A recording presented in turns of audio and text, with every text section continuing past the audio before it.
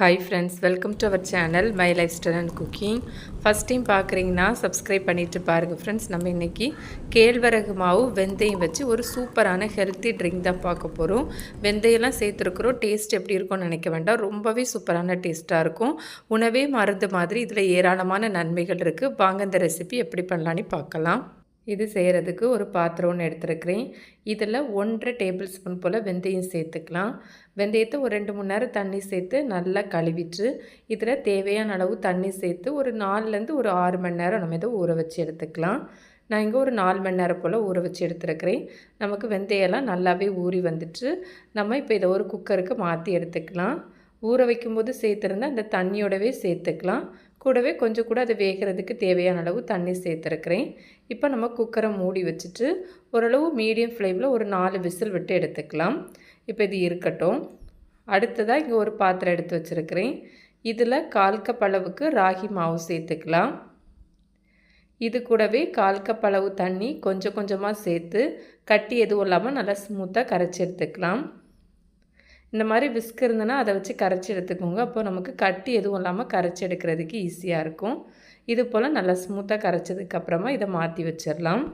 அடுத்ததாக ஸ்டவ்வில் ஒரு பாத்திரம் எடுத்து வச்சுருக்கிறேன். இதில் 1.25 கப் அளவுக்கு தண்ணி சேர்த்துக்கலாம்.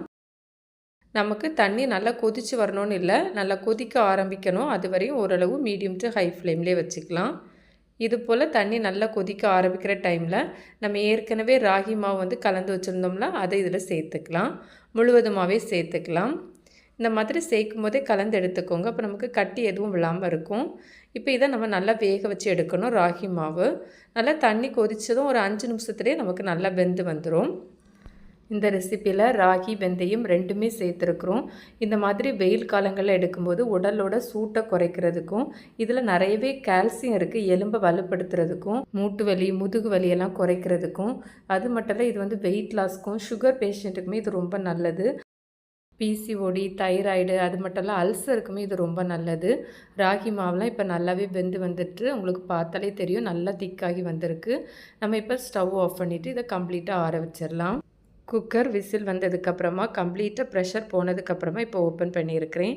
நமக்கு இந்த வெந்தயம் எல்லாமே நல்லா வெந்து வந்திருக்கு. உங்களுக்கு பார்த்தாலே தெரியும், இது போல் வெந்தயம் நல்லா வெந்து வரணும். இப்போ இதையுமே நம்ம கம்ப்ளீட்டாக ஆற வச்சிடலாம். அடுத்ததாக ஸ்டவ்வில் ஒரு பாத்திரம் எடுத்து வச்சுருக்கிறேன். இதில் ஒரு 4லேருந்து ஒரு 5 டேபிள் ஸ்பூன் போல் கருப்பட்டி சேர்த்துக்கலாம். முடிஞ்ச அளவு கருப்பட்டி சேர்த்து செய்யுங்க, அதுதான் ரொம்பவே நல்லது. இல்லைன்னா நீங்கள் வெல்லம் சேர்த்துக்கோங்க. இது கூடவே கொஞ்சமாக தண்ணி சேர்த்து நம்ம அந்த கருப்பட்டியை நல்லா கரைச்சி எடுத்துக்கலாம். அந்த மாதிரி இனிப்புமே உங்கள் தேவைக்கு தக்கன கொஞ்சம் கூட்டி குறைச்சி கூட சேர்த்துக்கலாம். சுகர் இருக்குது அப்படின்னா நீங்கள் கருப்பட்டி சேர்க்குறத ஸ்கிப் பண்ணிக்கோங்க. எந்த வகையான இனிப்புமே சேர்க்க வேண்டாம். இப்போ உங்களுக்கு பார்த்தா தெரியும், கருப்பட்டியெல்லாம் நல்லாவே கரைஞ்சி வந்துட்டு இந்த மாதிரி கொதித்து வந்ததும் ஸ்டவ் ஆஃப் பண்ணிவிட்டு ஆற வச்சிடலாம்.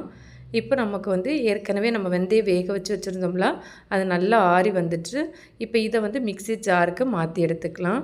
நம்ம வேக வைக்கும்போது சேர்த்துருந்தா அந்த தண்ணியோடவே சேர்த்துட்டு இப்போ இதை நல்லா இது போல் பேஸ்ட்டாக அரைச்சி எடுக்கணும். உங்களுக்கு பார்த்தா தெரியும், இது போல் நல்லா பேஸ்ட்டாக அரைச்சி எடுக்கணும்.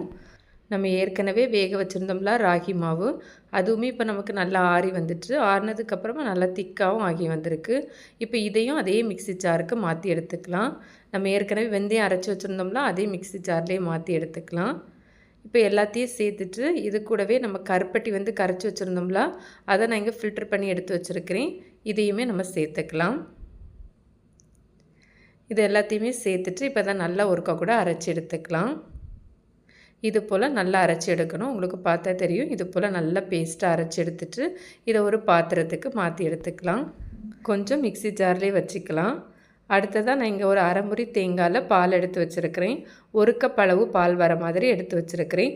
முதல் பால் 2ஆம் பால்லாம் இல்லை, 1 கப் வர மாதிரி தண்ணி சேர்த்து பால் எடுத்து வச்சுருக்கிறேன். இதையும் மிக்ஸி ஜாருக்கு மாற்றிட்டு நல்லா ஒருக்கா அரைச்சி எடுத்துக்கலாம். பெரிய மிக்ஸி ஜாராக இருந்தால் ஃபஸ்ட்டே நல்லா எல்லாம் சேர்த்து அரைச்சிட்டு திருப்பி பாத்திரத்துக்கு மாற்றி எடுத்துக்கலாம். இப்போ இதை நம்ம ஏற்கனவே ஒரு பாத்திரத்தில் மாற்றி வச்சுருந்தோம்ல, அது கூடவே சேர்த்துருக்கிறேன். அடுத்ததாக இது கூடவே ஒரு 2 பிஞ்சு போல் உப்பு, ஒரு 3/4 டீஸ்பூன் போல் ஏலக்காய் பொடி சேர்த்துருக்கிறேன்.